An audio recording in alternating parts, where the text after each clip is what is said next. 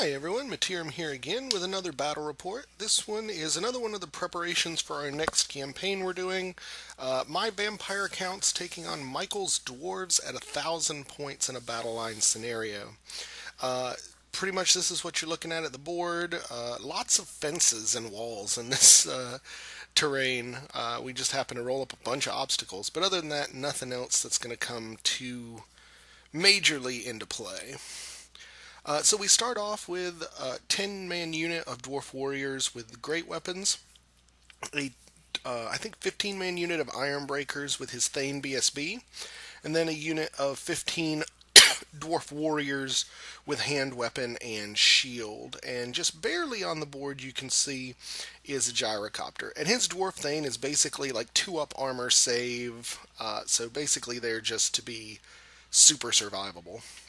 Then in the back there behind the lake, you can see his general is an engineer, and he has the Rune of Stone on him, so he's like high armor too, and next to that is his single cannon.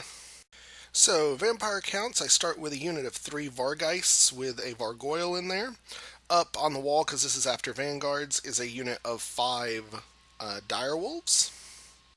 Then vanguarded up next to that is another unit of 5 direwolves. I have 2 bases of bats. Behind that is a 30-man skeletal block with spears, and my general, who is a level 2 vampire to the lore of vampires. She has the ability to raise bats and wolves above their starting number. Next to that's a unit of 20 Graveguard with hand weapons and shield, and then my Banshee.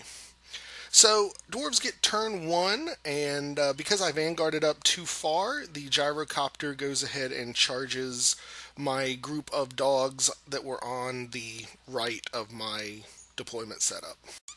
Then over here, there's not a whole lot more movement. He starts pushing forward the iron breakers to kind of be the vanguard of his triangular movement here. They're going to be really hard for me to deal with. I don't really have anything that can punch through their armor. And I'm still not very comfortable playing with the vampire count, so I'm really not sure how this is going to go. Part of the reason why I want to get as many practice games in them as I can, because they're easily my weakest army. So we go into shooting. Cannon tries to shoot into the bat swarm, basically hits over in between the bat swarm and the skeletons and pegs a single skeleton to death.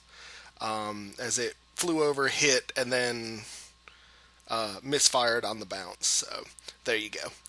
So with no other shooting, we go into combat, and the gyrocopter rips up a couple of direwolves. Or I think he kills 1, and then because of the charge and 1 wound to my none, 2 more crumble. So I've got 2 direwolves left, which is good because I'm hoping to get a good magic phase next turn and keep them going. I need to keep that gyrocopter held down so that he can't fly around and just template off my skeleton units.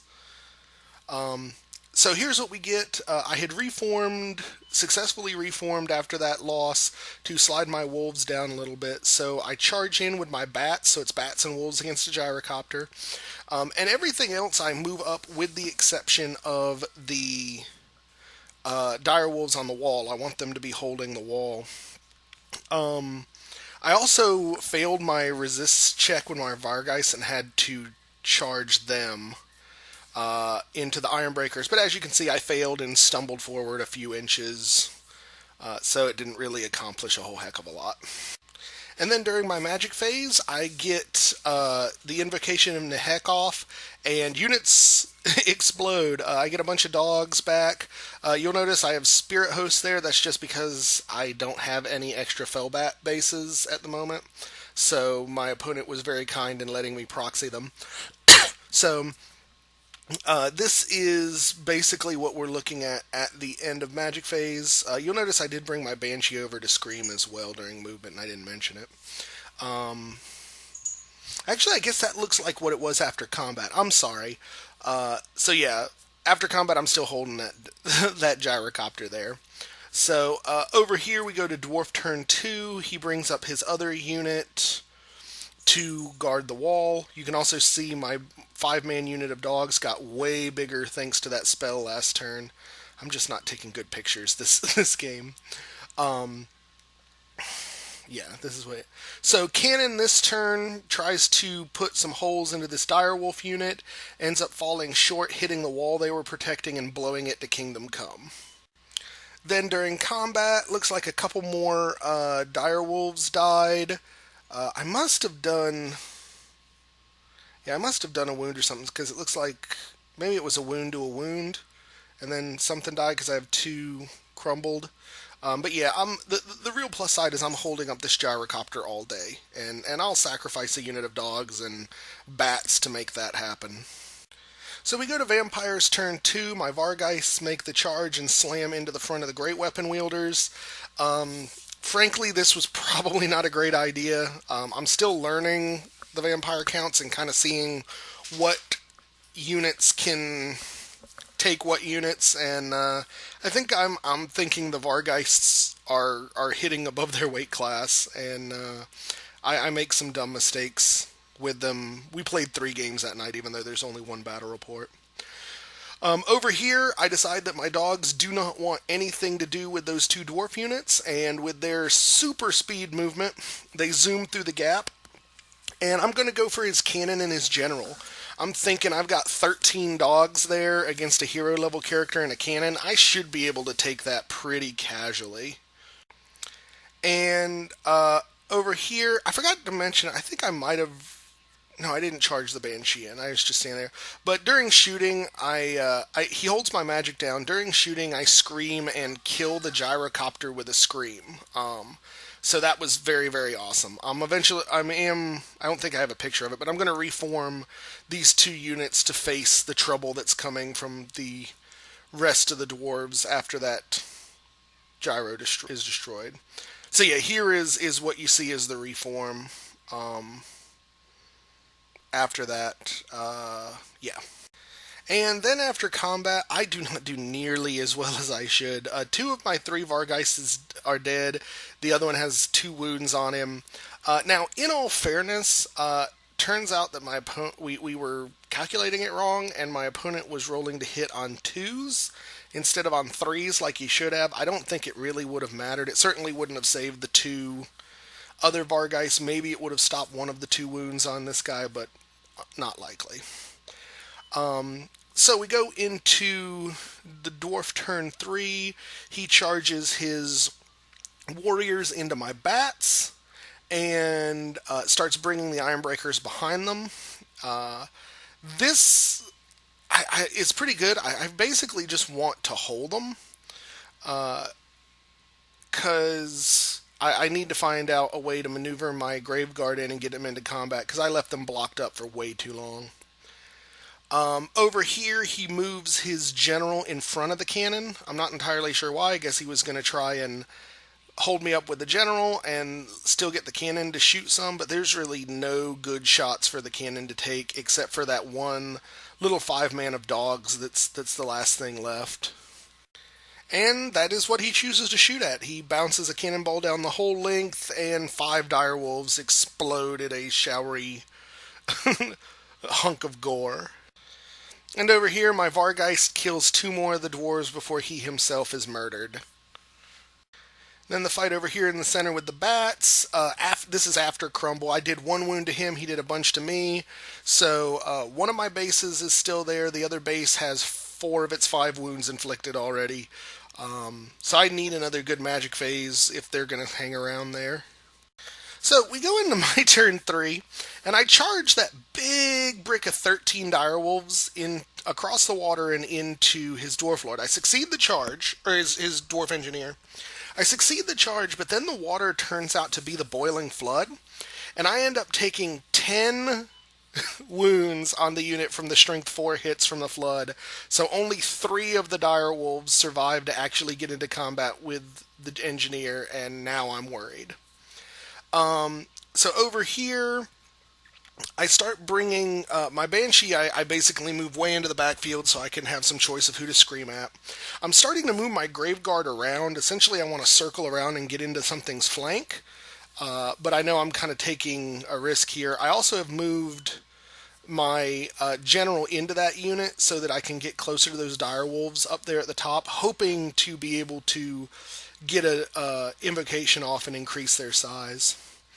And yeah, here is just a picture of where I moved the Banshee up.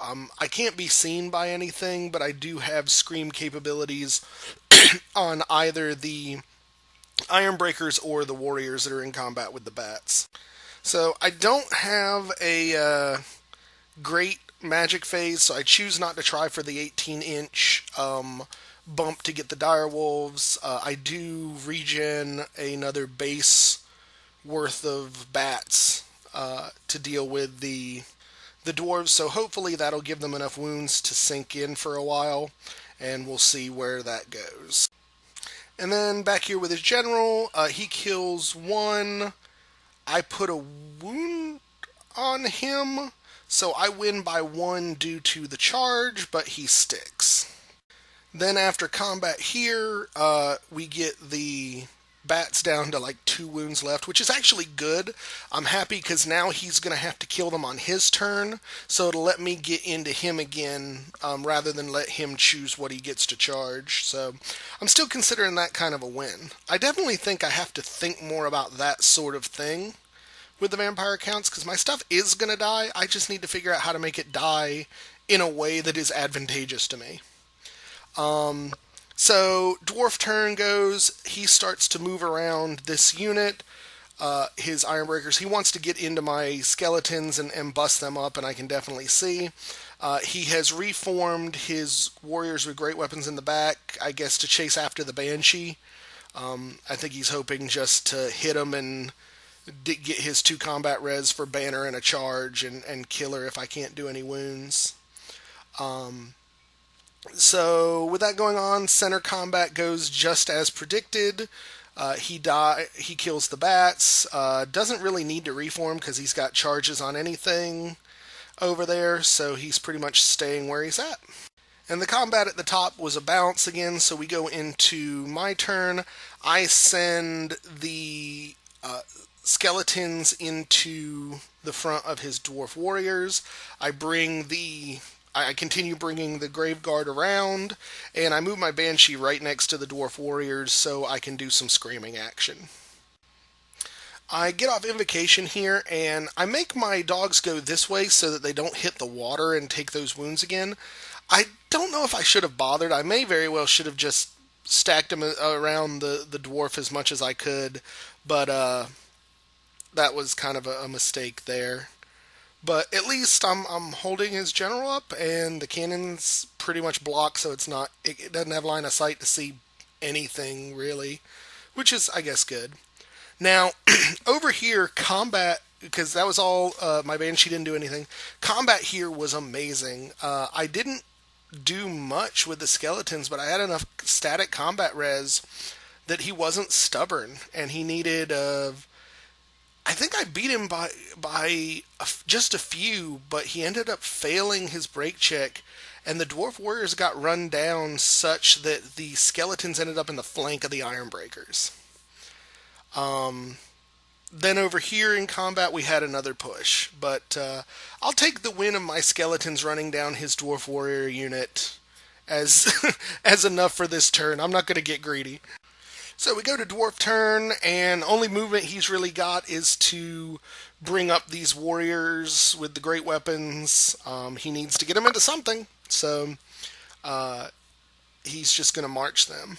So combat didn't go great for my skeletons. As you see, he peels off a rank and manages to turn and face me because he wins. And we bounce again with his general. I think he might have killed a dog.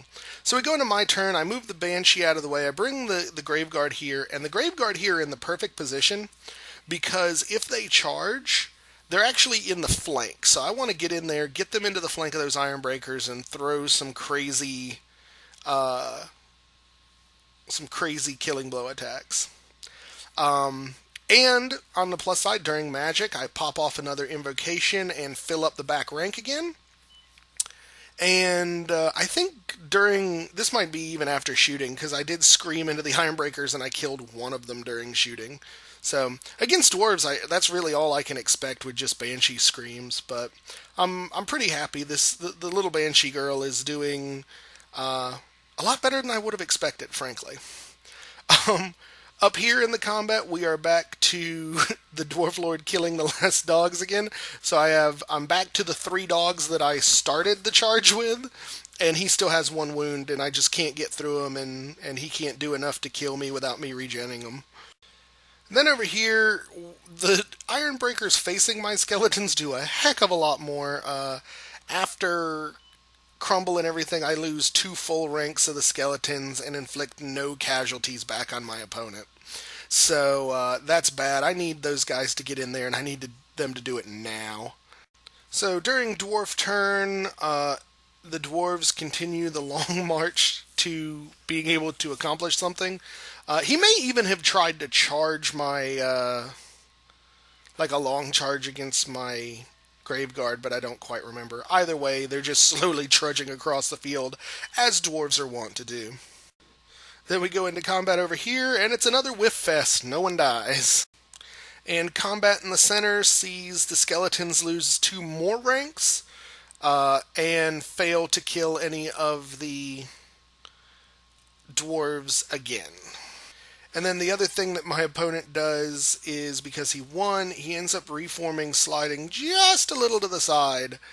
And now, because he's like that 15 millimeters to the side, he can see more than half my Graveguard unit, so it's not a flank charge anymore. So you see on my turn, I instead charge into that 3-man unit, because this is like turn 6. I want to get those points. I don't get anything off magically, stops me. So we go into combat, and over here you see he kills everything but the banner and the musician. So he doesn't get any points for this unit, and they killed 1 more dwarf in response. Then over here, I guess I did. I must have gotten Invocation off, and it hit some dudes. But yeah, so over here, the dogs finally kill his general at bottom of turn 6, so boom, extra points there for me. Super happy. And sad to say, this is actually the last picture I have of the battle. My Graveguard, or more importantly, my Vampire killed the 4 dwarves of that other unit, so I got the points for that as well, which ended up leading a pretty significant victory for the Vampire counts once all the points were totaled up. So, finally got a victory with my vampire counts. That feels pretty good. I definitely like this build a lot better than my last one. I just had too much chaff in the last build I played with it. So I think that I'm on the right track. I definitely like the Graveguard. Even with hand weapon and shields, they're good for what I need them to be. I do like the idea of being able to just crap out direwolves with that extra upgrade, so I may keep that in. There's still some problems with it that I've got to work on, but this may be a good image for the base of what it's going to look like. So I don't have battle reports for them, but I did want to talk briefly about the 2 other games we played that night. The second game we played, I lost the game top of turn 1 on my turn. I tried to get some undead with Raised Dead, miscast it, got like 12 or 15 zombies. It was a lot. But my miscast sucked my general down the hole, and basically my entire army crumbled top of turn 1. So we just re-racked that and played again. Game 3 was pretty solid, but because I was so nervous about the miscast thing, I didn't go for magic as heavy as I could have, and I just got outplayed. I wasn't getting the bodies back that I needed, and the dwarf player just got into what he needed to get into, and the Ironbreakers just would never die, and he ground me down. I ended up losing. He had me wiped off the board by turn 5. I think it was end of turn 5 that I lost that one. So, not necessarily a perfect list, but definitely one that's going to get in there and scrap it up, and I kind of like that. So, I think I'll be basing my list off of this and seeing where I can go from there. If you vampire players out there have any suggestions for this 1,000-point deal, Definitely let me know. The one thing to remember though is I can only have one wizard in the game, so I have no safety net.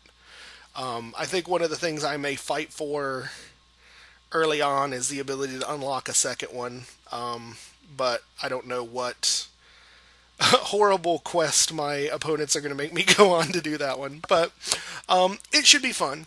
Hope you guys enjoyed this one. This has been a lot of fun. Next week we are going to get to our final battle for the current campaign, and then probably another week of just random messing around, and then the new campaign should be starting after that. So, as always, if you have any questions or comments, please leave them below, and thank you guys for watching. Bye now.